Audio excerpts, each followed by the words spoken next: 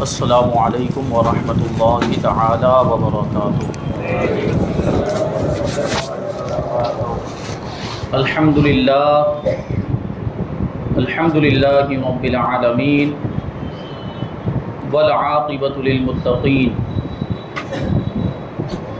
والصلاة والسلام علی سید الانبیاء والمرسلین وعلی آلہ واصحابہ اجمعین، اما بعد فاعوذ باللہ من الشیطان الرجیم، بسم اللہ الرحمن الرحیم۔ سبحان الذی اسری بعبدہ لیلا من المسجد الحرام الی المسجد الاقصی الذی بارکنا حولہ لنریہ من آیاتنا انہ هو السمیع البصیر۔ صدق اللہ مولانا العظیم وصدق رسولہ النبی الامین المتین الکریم۔ ایک مرتبہ بارگاہ رسول و آل رسول میں درود و سلام کا ہدیہ پیش کریں اور پڑھیں اللہم صلی علی سیدنا و مولانا محمد معدن الجود والکرم وآلہ الکرام وابنہ الکریم وبارک وسلم صلاۃ و سلام علیک یا رسول اللہ صلی اللہ تعالی علیہ وسلم۔ عزیزان ملت اسلامیہ، آج کی جو یہ رات ہے بڑی برکتوں والی رات ہے، اور اللہ تبارک و تعالی اس رات میں اپنی خاص رحمتوں کا نزول فرماتا ہے، اور یہی وہ رات ہے جس میں اللہ تبارک و تعالی نے ہمارے آقا کو معراج عطا فرمائی۔ اس کے بارے میں جمعہ میں بھی بیان کیا گیا تھا، گزشتہ سال بھی کچھ باتیں بیان کی گئی تھی، اور اس جمعہ میں یہ بیان کیا گیا کہ رسول پاک صلی اللہ علیہ وسلم کس طریقے سے مکہ مکرمہ سے روانہ ہوئے بیت المقدس کی طرف، اور راستے میں کیسے کیسے واقعات پیش آئے، کیا کیا مناظر حضور پاک صلی اللہ علیہ وسلم کو دکھائے گئے، وہ ساری چیزیں جمعہ میں بیان کی گئی تھی۔ اور آج انشاءاللہ تبارک و تعالیٰ اس کے آگے کی بات اور آگے کا واقعہ ہم سماعت کریں گے۔ حضور پاک صلی اللہ علیہ وسلم سفر کرتے ہوئے بڑی شان و شوکت کے ساتھ، میں نے عرض کیا تھا کہ یہ قافلہ روانہ ہوا تو حضور پاک صلی اللہ علیہ وسلم کی دائیں جانب 80,000 فرشتے تھے اور بائیں جانب 80,000 فرشتے تھے، اور سارے فرشتوں کے ہاتھوں میں نورانی مشعلیں اور کافوری شمعیں تھیں۔ وہ مشال جو کہتے ہیں نا، مشال کہہ دیتے ہیں، لیکن یہ عربی تلفظ کے اعتبار سے مشعل ہوتا ہے، اور اردو میں مشعل کہہ دیا جاتا ہے۔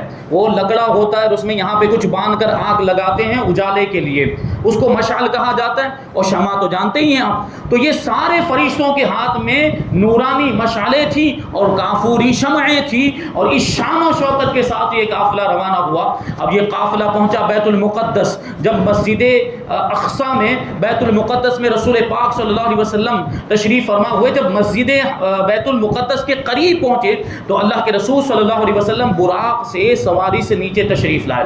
وہی براق جس کے بارے میں نے بیان کیا تھا پچھلے سال کہ اللہ تبارک و تعالیٰ نے جب جبریل امین علیہ السلام کو حکم دیا کہ میرے حبیب کو میری بارگاہ میں لے کر آؤ کہ میں ان سے ملاقات کرنا چاہتا ہوں، اس وقت حضرت جبریل جنت میں گئے تھے کہ جا کر وہاں سے حضور پاک صلی اللہ علیہ وسلم کے لیے کسی سواری کا انتخاب کریں، براق کو لے کر آئیں۔ جب حضرت جبریل جنت میں پہنچے تو کیا دیکھتے ہیں کہ جنت میں تو 40,000 براق چل رہے ہیں، اور 40,000 براقوں کی پیشانیوں پر حضور پاک صلی اللہ علیہ وسلم کا نام لکھا ہوا ہے۔ اب حضرت جبریل حیران و پریشان کہ 40,000 براقوں میں سے میں کس براق کا انتخاب کروں، کس کو نبی پاک صلی اللہ علیہ وسلم کی سواری کے لیے چنوں۔ یہی پس و پیش میں تھے کہ حضرت جبریل امین علیہ السلام نے دیکھا کہ ایک براق جو ہے وہ کونے میں بیٹھا ہوا رو رہا ہے، آنسو بہا رہا ہے۔ معاملہ یہ ہے کہ بہت زیادہ کمزور بھی لگ رہا ہے، بہت ہی ضعیف لگ رہا ہے، نحیف و ناتما لگ رہا۔ حضرت جبرائیل امین علیہ السلام اس براق کے پاس گئے جو رو رہا تھا، اور رونے کی وجہ پوچھی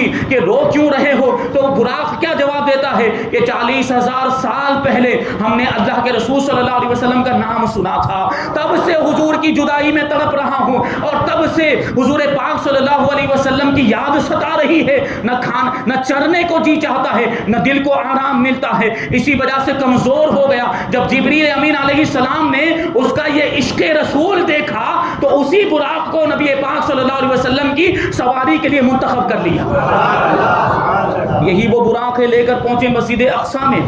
اب نیچے اترے اور اسی براق کو نبی کریم صلی اللہ علیہ وسلم نے وہاں پر ایک حلقہ تھا، ایک کڑا تھا، اس کے ساتھ باندھ دیا.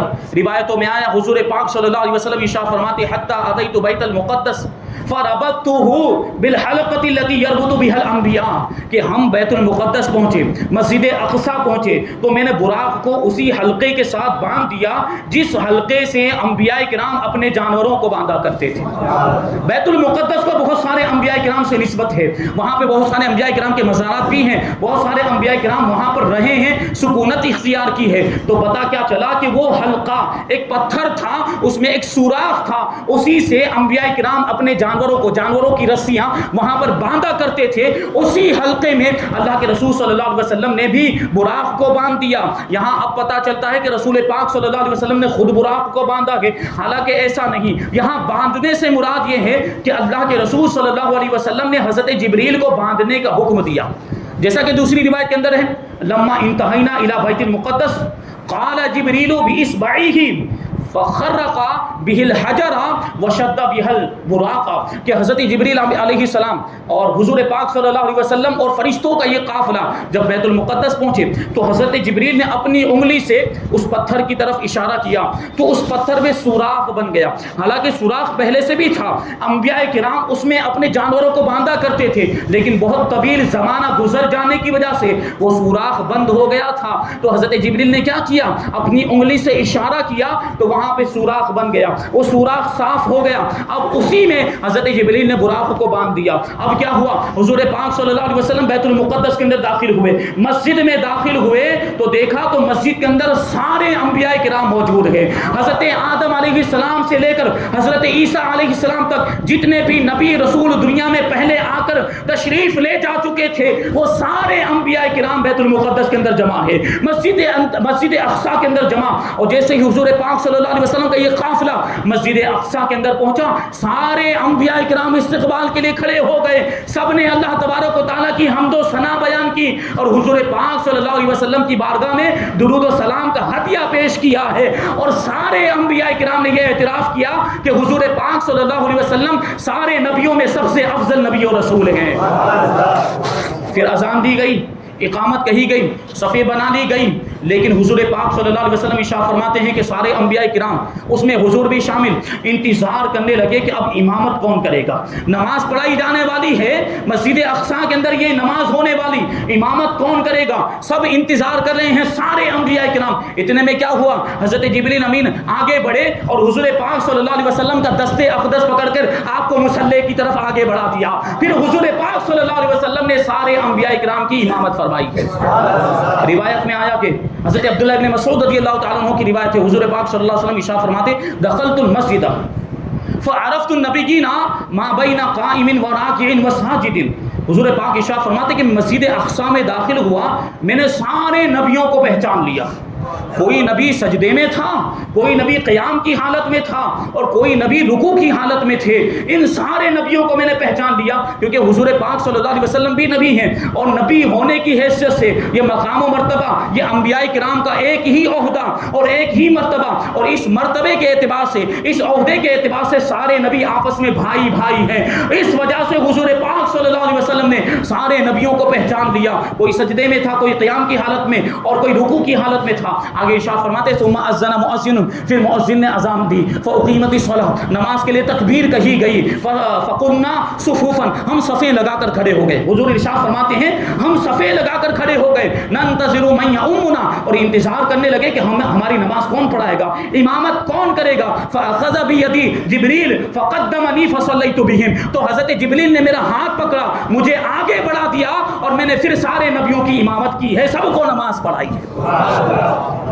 یہ شان حضور پاک صلی اللہ علیہ وسلم کی. اور اس سے کیا پتا چلا کہ حضور پاک صلی اللہ علیہ وسلم نبیوں کے بھی امام ہیں، اور امام جو ہوتا ہے وہ مقتدیوں سے افضل ہوا کرتا ہے. تو پتا چلا کہ حضور پاک صلی اللہ علیہ وسلم سارے نبیوں میں سب سے افضل، سب سے بڑا مرتبہ آپ کا ہے. سارے نبیوں کے سردار ہیں، سارے رسولوں کے بھی سردار ہیں.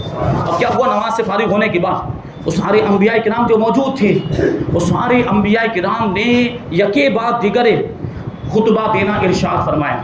اس میں اپنے فضائل بھی، اللہ کی حمد و ثنا بھی بیان کی، اور نبیوں نے ایک کے بعد ایک کر کے اپنے فضائل بھی بیان کیے، اور آخر میں حضور پاک صلی اللہ علیہ وسلم نے خطبہ ارشاد فرمایا. سب سے پہلے حضرت ابراہیم علیہ السلام جو ابھی ابو الانبیاء ہیں، انبیاء کے والد جن کو کہا جاتا ہے، کیونکہ ان کی اولاد میں بہت سارے انبیاء کرام ہوئے ہیں، اور یہی حضور پاک صلی اللہ علیہ وسلم بھی حضرت ابراہیم کی اولاد میں سے ہوئے. حضرت ابراہیم کھڑے ہوئے، اور حضرت ابراہیم کھڑے ہونے کے بعد خطبہ ارشاد فرماتے ہیں اور کہتے ہیں الحمدللہ الذی اتخذنی خلیلا واعطانی ملکا عظیما وجعلنی امتا قانتا یؤتم بی وانقذنی من النار وجعلها بردا وسلاما. تمام تعریفیں اس اللہ کے لیے ہے جس نے مجھے اپنا خلیل بنایا اور مجھے ملک عظیم عطا فرمایا، یعنی بڑی سلطنت عطا فرمائی، اور مجھے ایسا مقتدا اور پیشوا بنایا جس کی پیروی کی جاتی ہے، جو اللہ تبارک و تعالیٰ کا فرما بردار ہے، مطیع ہو، اور اللہ تبارک و تعالیٰ کی بارگاہ میں گردن جھکانے والا ہے. اور اللہ تبارک و تعالیٰ نے مجھے آگ سے بچا لیا اور اس آگ کو میرے لیے ٹھنڈک اور سلامتی بنا دیا. اس واقعے کی طرف اشارہ کیا. نمرود نے حضرت ابراہیم علیہ السلام کو جو آگ میں ڈالا تھا، اللہ تبارک و تعالیٰ کے حکم سے وہ آگ کیا ہو گئی تھی؟ ٹھنڈک اور سلامتی بن گئی تھی. اب کون کھڑے ہوئے؟ حضرت موسیٰ علیہ السلام کھڑے ہو گئے. کتنے عظیم القدر اور کتنا بڑا مرتبہ حضرت موسیٰ علیہ السلام کا. اور خطبہ ارشاد فرماتے ہیں الحمدللہ الذی کلمنی تکلیما، الحمدللہ الذی کلمنی تکلیما واصطفانی. حضرت موسیٰ علیہ السلام کہتے ہیں کہ تمام تعریفیں اس اللہ کے لیے ہے جس نے مجھ سے کلام فرمایا، شرف ہم کلامی سے مجھے مشرف کیا اور مجھے نبوت کے مرتبے کے لیے چن لیا. وانزل علی التوراۃ، اور مجھ پر توریت کو نازل کیا.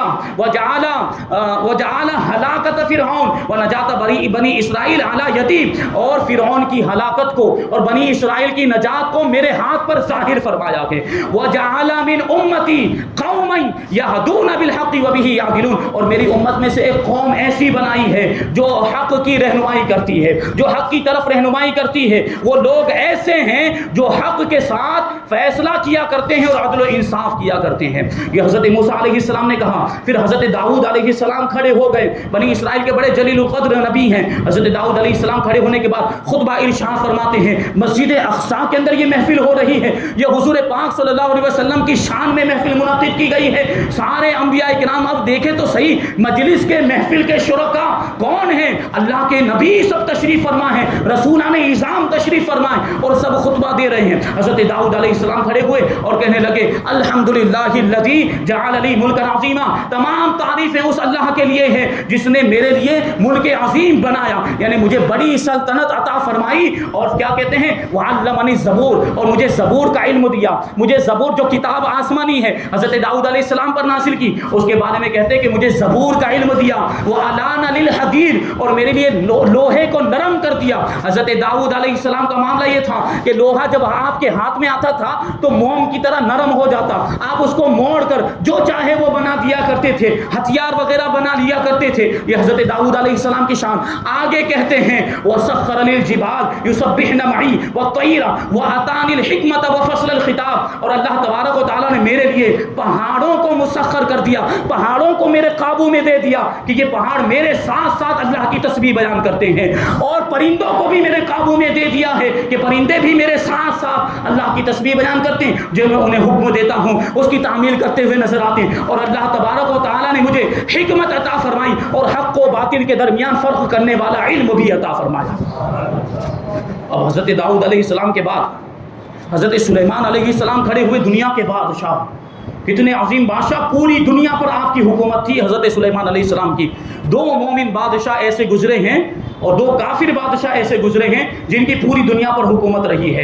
ایک کافر بادشاہ میں تو ایک نمرود تھا، دوسرا بخت نصر تھا، اور مومن بادشاہوں میں ایک حضرت ذوالقرنین تھے اور دوسرے حضرت سلیمان علیہ السلام تھے. پوری دنیا کی حکومت. حضرت سلیمان کھڑے ہوئے اور کہتے ہیں الحمدللہ الذی سخر لی الریاح وسخر لی الشیاطین، کہ تمام تعریفیں اس اللہ کے لیے ہے جس نے ہواؤں کو میرے قابو میں دے دیا، جس نے شیاطین جنات کو میرے قابو میں دے دیا. یعملون لی ما شئت من محاریب و تماثیل، کہ یہ میرے لیے بناتے ہیں جو میں چاہتا ہوں. یہ بڑے بڑے محلات اور بڑی بڑی عمارتیں یہ جنات میرے لیے تعمیر کرتے ہیں اور بڑی بڑی تصویریں بنا دیا کرتے ہیں. ان کی شریعت میں تصویریں حلال تھی, تصویروں کا بنانا جائز تھا. حضرت سلیمان علیہ السلام آگے کیا کہتے ہیں کہ وَعَلَّمَنِي مَنطِقَ الطَّيْرِ وَآتَانِي مِن كُلِّ شَيْءٍ. اللہ تبارک و تعالیٰ نے مجھے پرندوں کی بولی بھی سکھا دی اور ہر چیز سے مجھ کو عطا فرمایا. وَسَخَّرَ لِي جُنُودَ الشَّيَاطِينِ وَالْإِنسِ وَالْجِنِّ وَالطُّيُورِ. اور اللہ تبارک و تعالیٰ نے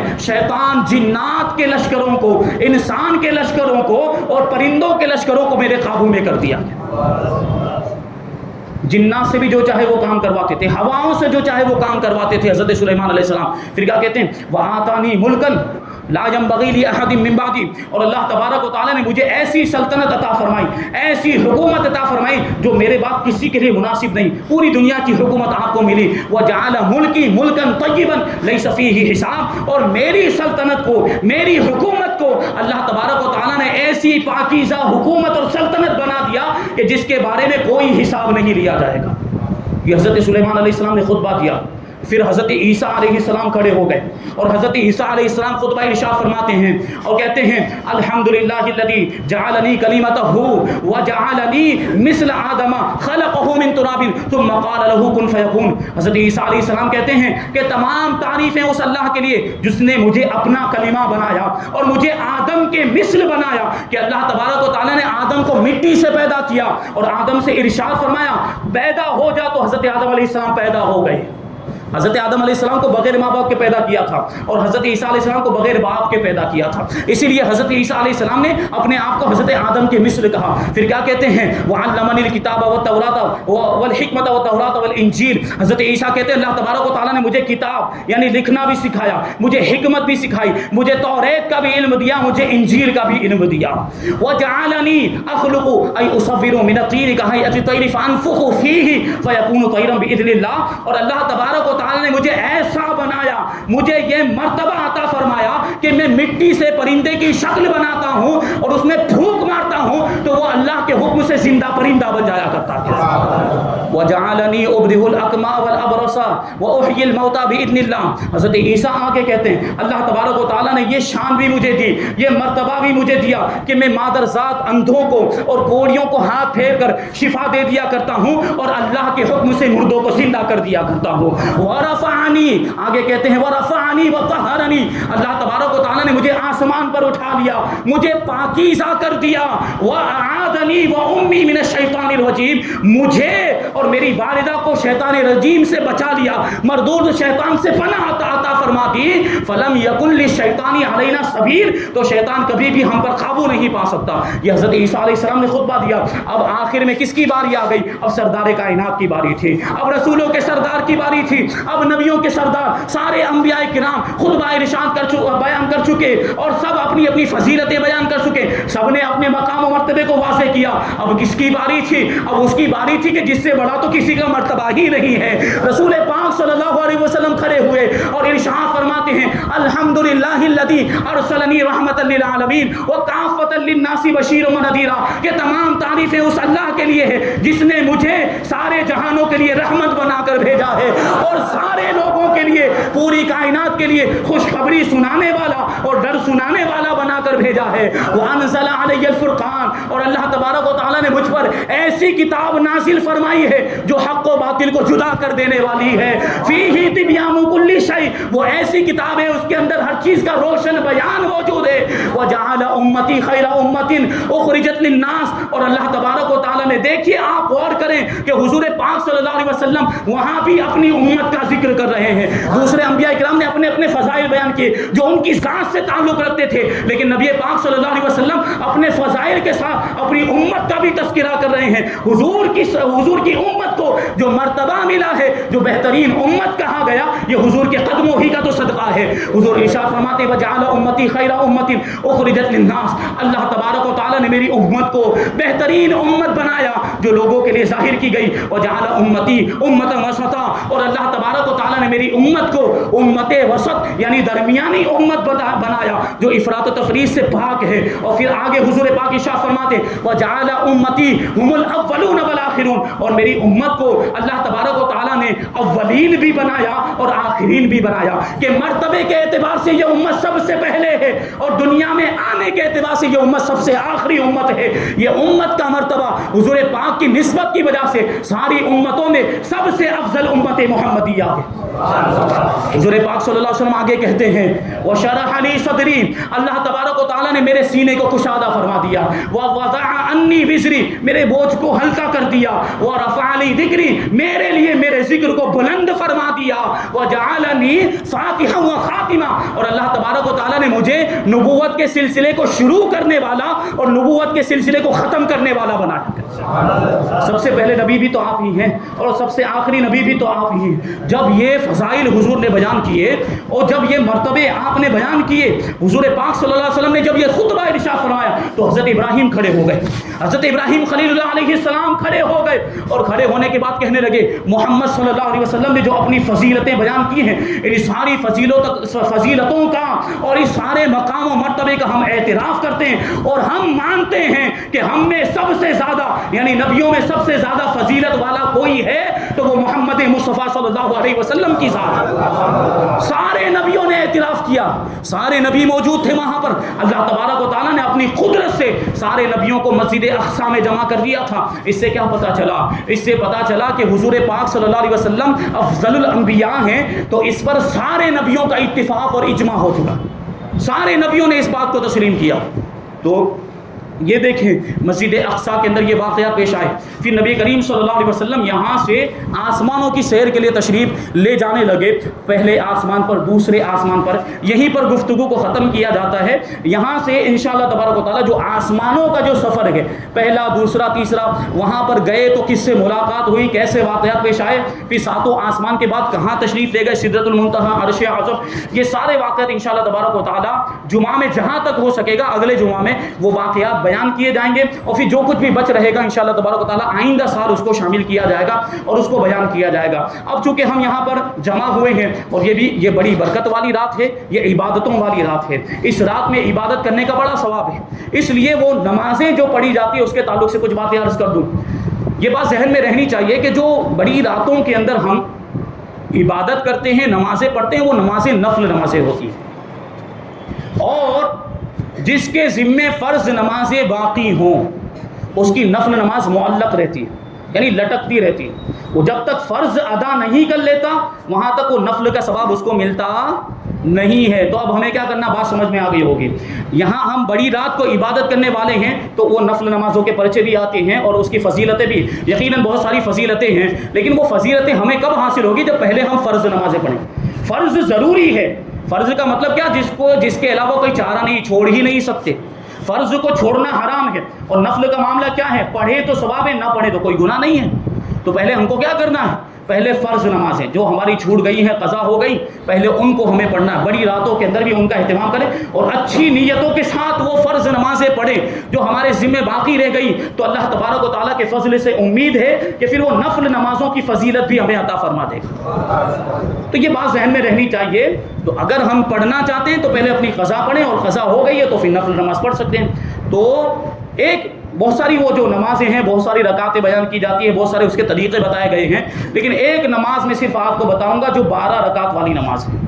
صرف یہ ایک نماز آپ کو بتاؤں گا, باقی تو وہ پرچے وغیرہ چھپتے ہیں, اس میں سے دیکھ کر پڑھ سکتے ہیں. یہ بڑی فضیلت والی نماز. احیاء العلوم کے اندر امام غزالی رحمۃ اللہ تعالی علیہ نے ایک حدیث پاک ذکر کی, حضرت انس ابن مالک رضی اللہ تعالیٰ عنہ سے روایت کہ اللہ کے رسول صلی اللہ علیہ وسلم نے ارشاد فرمایا کہ جو شخص رجب کی 27ویں رات میں عبادت کرے تو اسے 100 سال تک عبادت کرنے کا ثواب دیا جاتا ہے. 100 سال تک ایک رات میں عبادت کریں تو 100 سال تک عبادت کرنے کا ثواب. یہ اس امت پر اللہ تبارک و تعالیٰ کا کتنا بڑا احسان ہے کہ ہم عبادت کرتے ہیں مختصر اور ثواب اتنا زیادہ دیا جاتا ہے. یہ حضور کے قدموں کا صدقہ. اگلی امتوں میں جتنا عمل کرتے تھے اتنا ہی ثواب ملتا تھا. ایک رکعت پڑھی تو ایک رکعت کا ہی ثواب ملے گا, 2 رکعت پڑھی تو 2 رکعت کا ہی ثواب ملا کرتا تھا. لیکن ہم یہاں پر اگر 12 رکعت پڑھ لیتے ہیں, 20 رکعت پڑھ لیتے ہیں, اور اگر پوری رات عبادت کرتے ہیں تو پوری رات بھی اگرچہ عبادت کی, ایک ہی رات عبادت کی ہے, 100 سال تک عبادت کرنے کا ثواب اللہ تبارک و تعالیٰ عطا فرماتا ہے. یہ حضور کی نسبت کا صدقہ ہے. آگے اللہ کے رسول ارشاد فرماتے ہیں کہ جو شخص اس رات میں 12 رکعت پڑھے اور یہ 12 رکعتیں دو رکعت پر سلام پھیر کر پڑھنی ہے، 2 رکعت پر سلام پھیر دینا، 2 رکعت مکمل ہونے کے بعد قاعدہ کرنا ہے، التحیات درود ابراہیم دعائے معصورہ پڑھ کے سلام پھیر دینا، اور ہر رکعت کے اندر سورہ فاتحہ کے ساتھ کوئی بھی سورت پڑھ سکتے ہیں، کوئی سورت اس میں خاص نہیں ہے۔ ہاں یہ 12 رکعت مکمل ہو جائے 2 کر کے پڑھنے کے بعد جب 12 رکعت سے فارغ ہو جائیں تو پھر ہمیں تسبیح پڑھنی ہے، سبحان اللہ والحمد للہ ولا الہ الا اللہ هو اللہ اکبر۔ وہ عام طور پر جو کلمہ پڑھتے ہیں اس میں واللہ اکبر ہے، یہاں پر کیا ہے؟ هو اللہ اکبر، سبحان اللہ والحمد للہ ولا الہ الا اللہ هو اللہ اکبر، یہ 100 مرتبہ پڑھنا ہے۔ 12 رکعت سے فارغ ہونے کے بعد 100 مرتبہ یہ تسبیح پڑھنی ہے، 100 مرتبہ استغفار پڑھنا ہے۔ کیا پڑھنا ہے؟ استغفار، استغفر اللہ ربی من کل ذنب واتوب الیہ، یہ 100 مرتبہ پڑھنا ہے، اور 100 مرتبہ درود شریف پڑھنا ہے۔ بتاتے ہیں کہ جو اس طریقے سے نماز پڑھے گا پھر دنیا اور آخرت کے کسی بھی معاملے کے تعلق سے وہ سوال کرے اللہ تبارک و تعالیٰ اس کی مراد کو پوری فرما دے گا۔